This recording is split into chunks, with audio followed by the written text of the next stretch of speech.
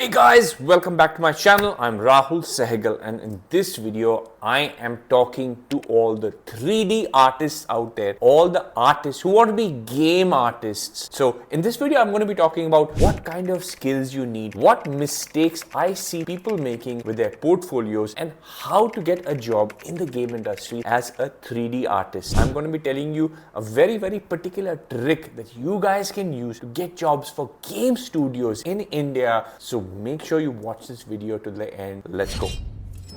Okay, so I meet a lot of people write to me and on my WhatsApp group, etc., who are interested in doing game art. They want to be game artists, they want to join AAA companies, make beautiful works of art in 3D, particularly in 3D. And they are from colleges such as Arena Animation or Mac, and they've actually finished their degree or they finished a diploma.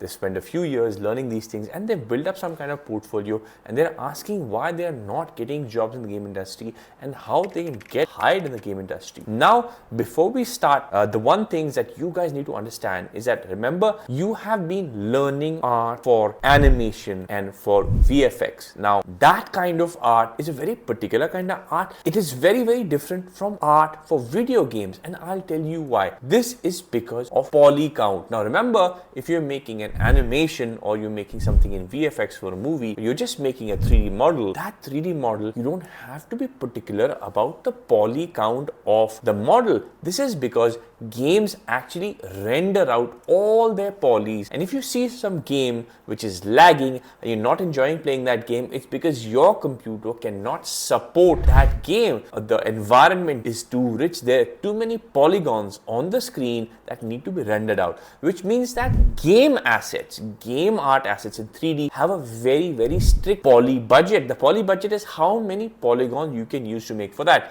And remember that if you want to join the game industry, you have to learn the skill of actually making a low poly asset. So most of the time, these institutes like Mac, Arena, etc., when they teach people how to do 3D modeling, they don't teach them how to do 3D modeling specifically for games, because game models are made in a very particular way. The textures are made in a particular way. The modeling is done in a particular way so that the poly count is kept as low as possible. So whenever you're building a portfolio, make sure that your poly count is very important. Now, when you're learning how to make these assets, there's a very particular way of making the assets. You cannot just make them the same way you make those assets. Now, normally, to learn how to make game assets, you have to learn these skills from a game artist. And normally in India, colleges don't actually have game artists teaching at these colleges. They are normally artists, they are 3D modelers from other industries such as film, etc., and VFX. Very few studios, or very few, such as Gamer to Makers. In Gamer to Maker,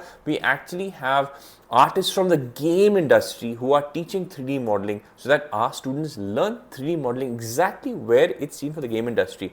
Now, anybody from a studio who's going to see your portfolio can very easily understand that the model that you have made is not specifically for games. It is a very generic asset, right? So it is very easy to see. And so if you're sending your portfolio to people, if you're sending your portfolio to game studios, and if you don't have a poly count, normally in a game artist portfolio, what they do is that they actually have a wireframe model along with the main textured model, which actually shows the poly count. So it shows the people who are seeing your portfolio that you can make a beautiful model, but you can make it in very limited polys. This is a very important part of a portfolio. So you need to learn the skills how to make low poly models. Actually, I see a lot of portfolios from people who are from all these institutes, and they all look the same. There's one car, there's one gun, there's one hard surface, there's one soft surface. There are 3 or 4 kinds of models, and that's it. And then they expect to get a job in the game industry, particularly in India. Now, remember that game industry in India, game studios in India are mostly mobile game studios,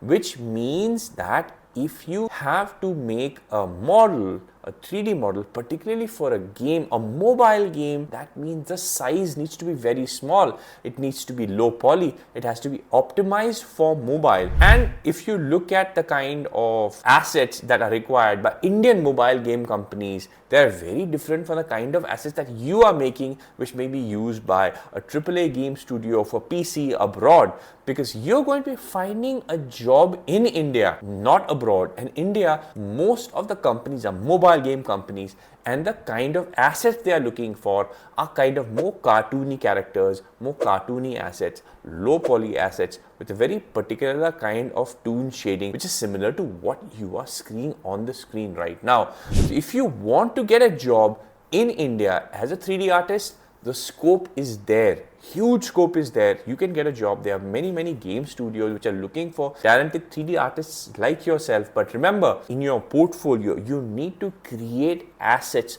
which are similar to what they are looking for. If you're making a fancy car or a race car or a gun or AK-47, but they don't have any guns or AK-47s or those kind of assets in the game they're making, why should they hire you? Your portfolio has similar objects for the game studios which are in India. Okay, so what I'll do is that I'm going to put a couple of portfolios in the description of this video, which are going to be very helpful for you. They are from some successful Indian game artists who are in the game industry. So have a look at their portfolios and get inspired by their portfolios. And if you have any more questions, let me know in the comments. And please join the Gamer to Maker Discord server. We have WhatsApp groups as well. And do check out the Gamer to Maker programs for game art, in which we actually teach game art from scratch. See you guys in the next video. Let's go.